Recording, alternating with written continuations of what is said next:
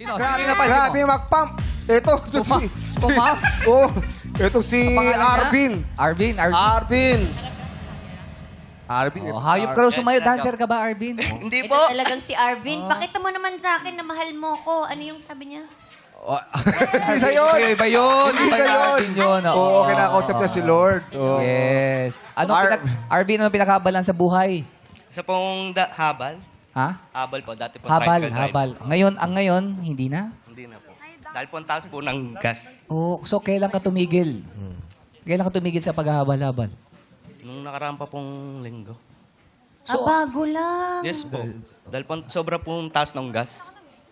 Kaso huminto ka na muna. Opo.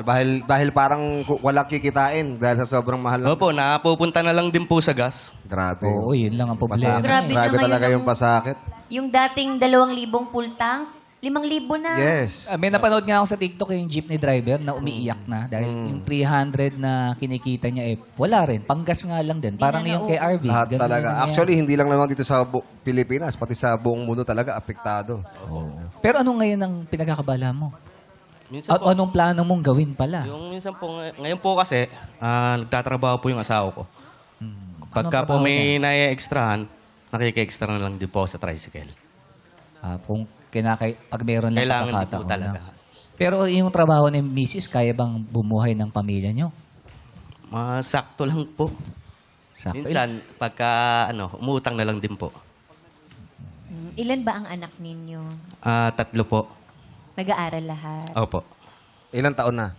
Yung isa po, 15, 12, tsaka 11. 11. Opo, 11. Anak mo ba yan? Ba't di mo sigurado? Nalilito sila. Nalilito lang. tatlo. Nadi-distract lang po. Nagsayaw tayo. Oo, pinasayaw nyo kasi napagod. Nadistract. Ang puti mo pa ngayon. Galing Sige, sige, sige, kasalanan ko na, Arvin. Nakalimutan mo yung edad ng anak mo. Ngayon lang ba siya maputi? Forever na pa siya maputi. Di ba sabi niya kasi, mas pumuti ka ngayon. Galing ka siyang Japan. Sabi ko, Kuis, parang mas pumuti ka ngayon. Nagtabi lang ng yelo.